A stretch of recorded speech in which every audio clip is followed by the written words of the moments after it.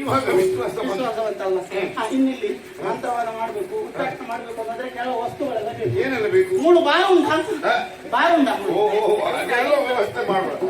ಭತ್ತ, ಬೆತ್ತ, 4 ಸೇರು ಬರ್ತದೆ. ಬೋಂಡ ಉಂಟಾ? ಎಲ್ಲ ಉಂಟು. ಆಮೇಲೆ ಬಾಳೆಹಣ್ಣು ಉಂಟಾ? ಅದು. ಆಮೇಲೆ ಅರಳ ಉಂಟಾ?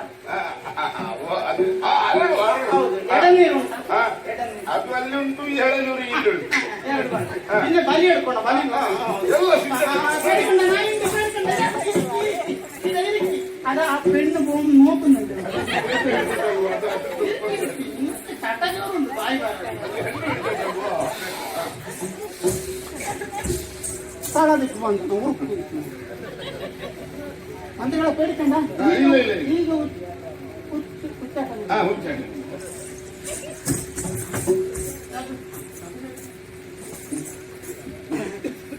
ಸಾಲದಕ್ಕೆ ಬಂದ ಮಾಡ್ಕೊಂಡು ಮಂತ್ರಿಗಳ ಬೇಡಿಕೊಂಡ ನಿಮ್ಮ ಬೇಡಿಕೊಂಡ ಕಾಳಿ ಮಹಾಕಾಳಿ ಭದ್ರಕಾಳಿ ಕೈ ಕಾಳಿ ಕಿಸೆ ಕಾಳಿ ಮಾಂತ ಕಾಳಿ ಚಂಡಿ ಎಲ್ಲಿ ಇಲ್ಲಿ ನಾಲಿಗೆ ಹೊರಗ ಚಂಡಿ ಚಾಮುಂಡಿ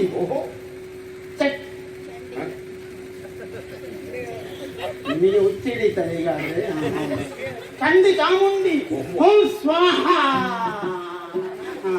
ಸ್ಥಳದಕ್ಕೆ ಬಂದ ಆಯ್ತಲ್ವಾ ಈಗ ಬಾಯಿ ಬರ್ತದ ನೋಡಿ ಮಾತಾಡಿ ಮಾತಾಡಿ ಮಾತಾಡಿ ಮಾತಾಡಿ ಇದು ಸೋಪು ಸೋಪ್ ಹಾಕ್ತೀನಿ 4 ಜಾತಿಯಿಂದ ಸೋಪು ಎತ್ತಿ ನೆತ್ತಿ ಕಳ್ಳಿ ಕಣಪ್ಪ ಎತ್ತಿ ನೆತ್ತಿ ಸಮಾಯುಕ್ತ ಕಳ್ಳಿ ಕಣಪ್ಪ ಅಡಿಗಟ್ಟು ಉಡಿಗಟ್ಟು ಗಂಡದ ಗಡಿಗಟ್ಟು ದಾಗಿರುವುದು ಇಲ್ಲಿಗಟ್ಟು ಎಂಕಿತ್ತ ಉರ್ಪುಣ ತೊಕ್ಕೊಟ್ಟು ಸಕಲ ದೋಷತ್ತಿನ ಈಡುಗಟ್ಟು ಕುಂಜತ್ತ ಬಯಲು ಕೈನಿಟ್ಟು ದೂರ ಹೋಗಿ ಮಾತಾಡಿ ಮಾತಾಡಿ ಇಲ್ಲ ಕೊಂಡಗಟ್ಟು ಮಂತ್ರ ನೋಡಿದ್ರ ಎಷ್ಟು ನಿಷ್ಠೆ ಬೇಗ ಬೇಗ ನಮಗೆ ಬೇಕಾದ್ದೆಲ್ಲ ಬರ್ಬೋದು ಬೇಡ್ಕಂಡ ಬೇಡ್ಕಂಡ ಬೇಡ್ಕಂಡ ಮಂತ್ರವಾದ ನಿಮಗೆ ಬಾಯಿ ಬರೋ ಇದ್ರು ಗೊಂಡದ ಮೇಲೆ ವಾಸೆ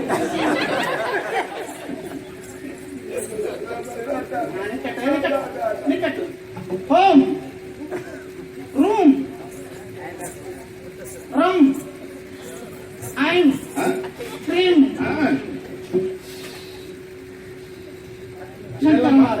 ಮಂತ್ರವಾದದ ಪ್ರಯೋಗ ದುಷ್ಟ ಸಂಹಾರ ಶಿಷ್ಟ ಸಂರಕ್ಷಣೆ ಶಾಕಿನಿ ಧಾಕಿನಿ ಮಾರನಿ ಚಾರನಿ ಪೂರ್ಣಿ ದುಷ್ಟ ಶಕ್ತಿಗಳು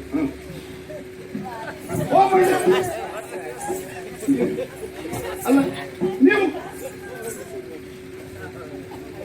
ನಾನು ಗೊಂಡ ಪರಕ್ತಿದ್ದು ಅದ್ಯಾಕೆ ಹಾಗೆ ಮಾಡಿದ್ದು? ನನ್ನ ಪಂಜಿ ಒಳಗೆ ಈ ಮಂತ್ರ ದೇವತೆಗಳೆಲ್ಲ ಉಂಟು. ಓ ಎಲ್ಲ ಅದನ್ನು ಇದ್ರ ಒಳಗೆ ಆಹ್ವಾನಿಸಿ ಅದು ಹೊರಗೆ ಬರುವುದಿಲ್ಲ, ಅದಕ್ಕೆ ಉಷ್ಣ ಇದೆ.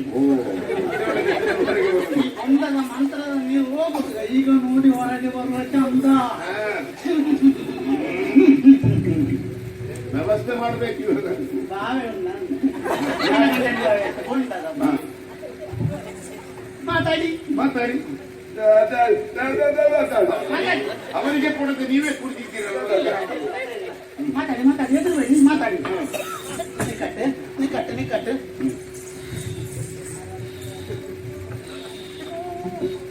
ಈಗ ಬರ್ತಾರೆ ಮಾತಾಡ್ತಾರೆ ಮಾತಾಡಿ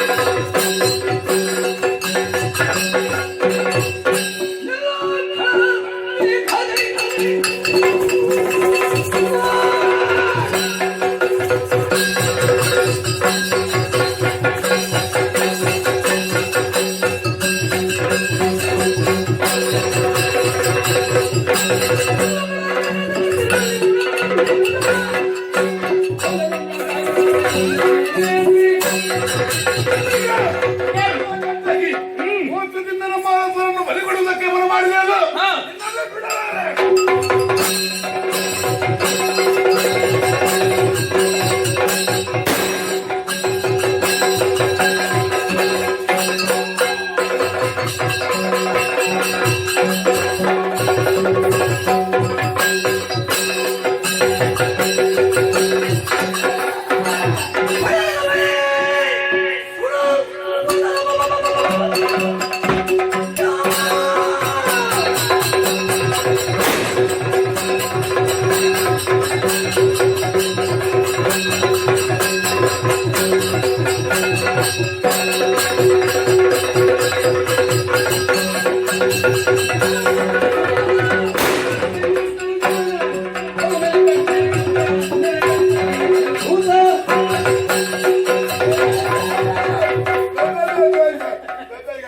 ಕಂಹಾಸುರ, ಇದನ್ನು ಕಾಣುವುದಕ್ಕಾಗಿ ನಾನು ಇಷ್ಟವರೆಗೆ ಕಾಯುತ್ತಿದ್ದವಳು ಮೂಕನಾಗಿ ಹೋದೆಯಾ?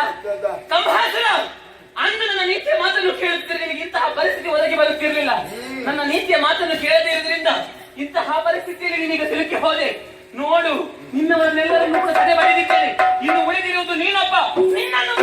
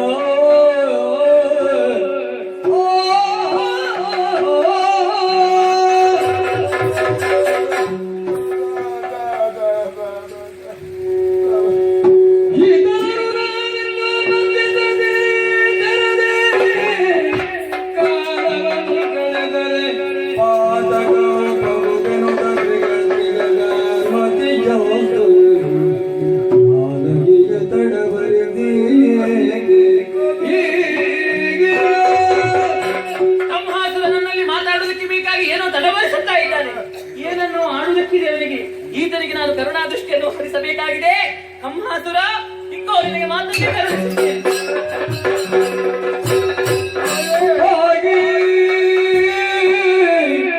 ಜಗನ್ಮಯೇ ಜಗತಿ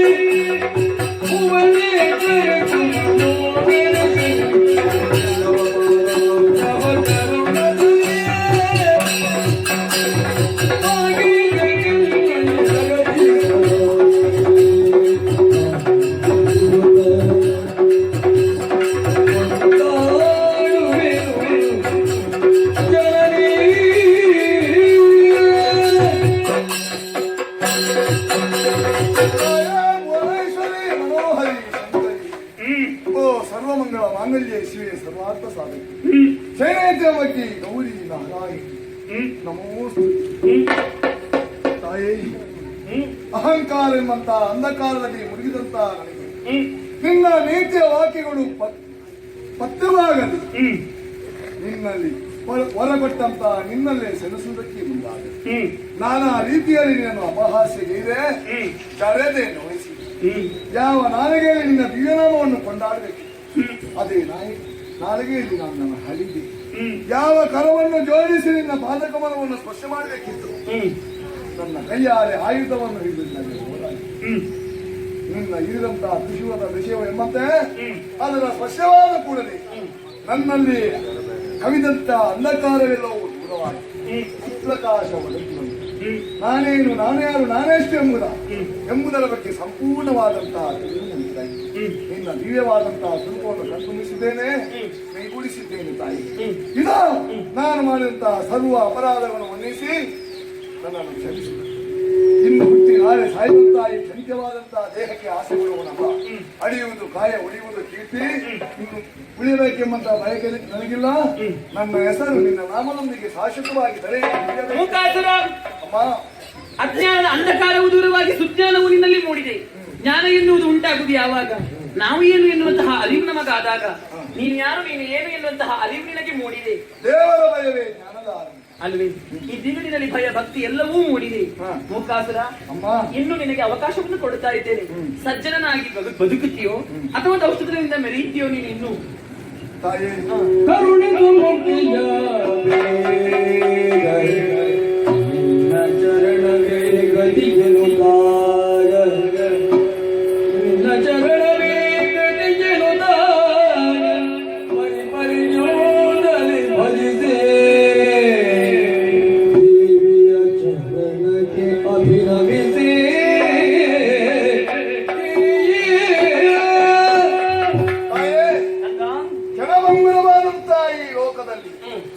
ಎಷ್ಟು ಬದುಕಿದೆ ಎಂಬಂತ ಮುಖ್ಯವಲ್ಲ ತಾಯಿ.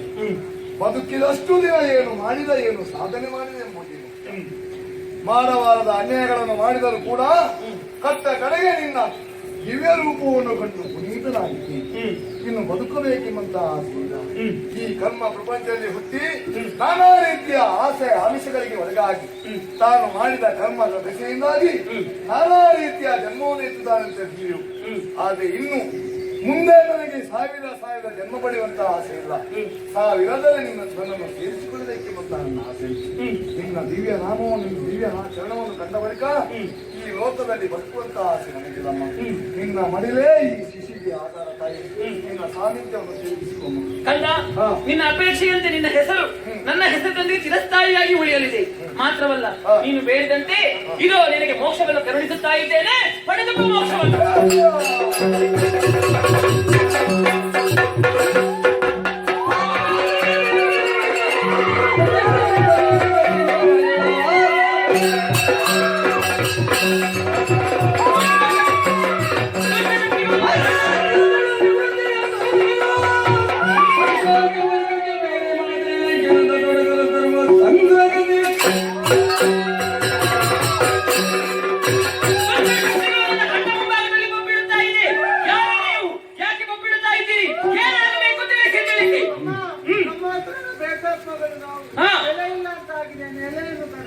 ಮೋಕ್ಷ ಬೇಕೆ?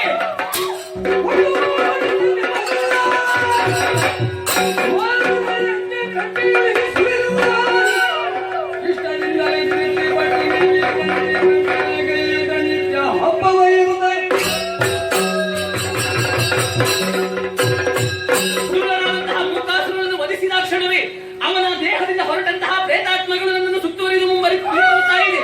ಮೋಕ್ಷ ಬೇಕು ಎನ್ನುವ ಹಾಗೆ ಕೇಳುತ್ತಾ ಇದೆ. ಈ ಪ್ರೇತಾತ್ಮಗಳನ್ನೆಲ್ಲ ಒಟ್ಟುಗೂಡಿಸಿ ಮಾರಣ ಯಜ್ಞವನ್ನೇ ಮಾಡಿದ್ದೇನೆ. ಇನ್ನು ಮುಂದಕ್ಕೆ ಮಾರಣ ಕಟ್ಟೆಯಂತೆ ಪ್ರಸಿದ್ಧಿಯನ್ನು ಪಡೆಯಲಿ. ಕುರಿ ಕೋಳಿ ಗುಂಟೆಗಳಿಂದ ತರ್ಪಣವನ್ನು ನೀಡಿ ಕಾಲಕಾಲಕ್ಕೆ ನಿಮಗೆ ಸಂತೃಪ್ತಿಯನ್ನು ಉಳಿಸಲಿ. ಪಡೆದುಕೊಳ್ಳಿ ಮೋಕ್ಷವನ್ನು.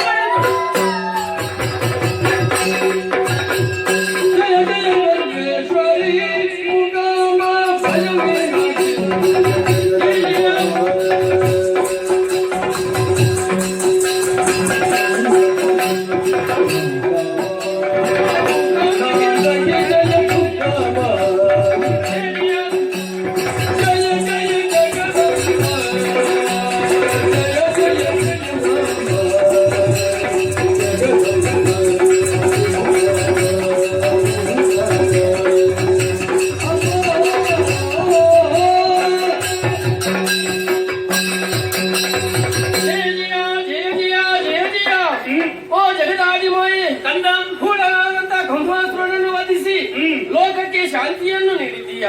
ಇನ್ನು ಮುಂದೆ ಏನು ಮಾಡಬೇಕೆಂಬುದು ಶ್ರೀಮುಖದಿಂದಲೇ ಅಪ್ಪಣೆಯಾಗಲಿ.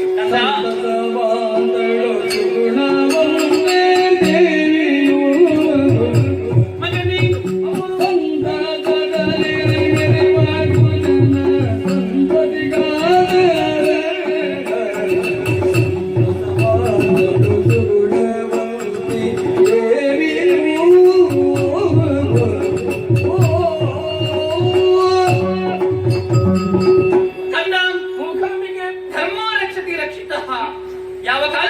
ಉಳಿಯುತ್ತದೆ ಎನ್ನುವುದಕ್ಕೆ ಇಲ್ಲಿ ನಡೆದಂತಹ ಘಟನೆಗಳೇ ಸಾಕ್ಷಿ ಮಗನೇ. ಸರಿ ಅಮ್ಮ.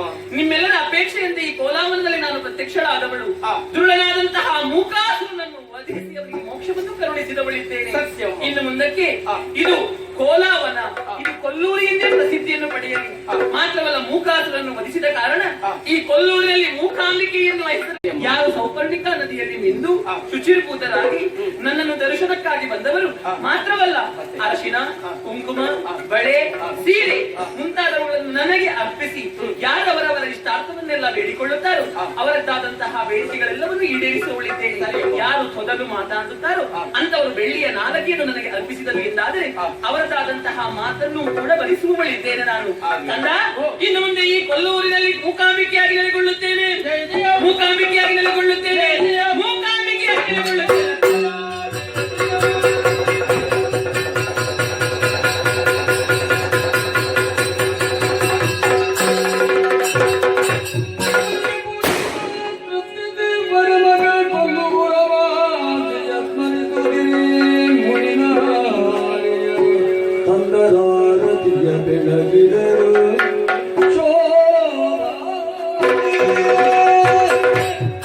ಮುತ್ತನಾಗಿ ಮೆರೆದಾಡಿದಂತಹ ಖಳರನ್ನು ವಧಿಸಿ ಶ್ರೀದೇವಿಯು ಕೊಲ್ಲೂರಿನಲ್ಲಿ ನೆಲೆಯಾಗಿದ್ದಾಳೆ ಎಂಬಲ್ಲಿಗೆ ನಾವೆಲ್ಲರೂ ಸಂತೋಷಗೊಂಡಿದ್ದೇವೆ.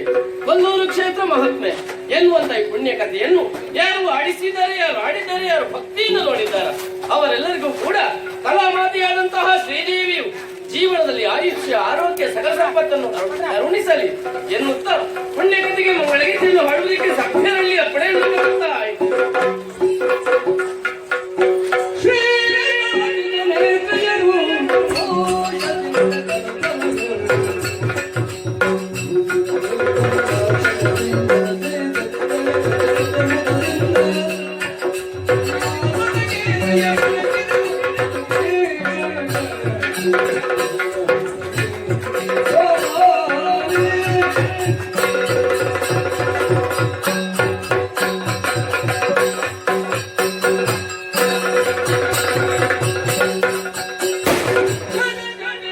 Oh,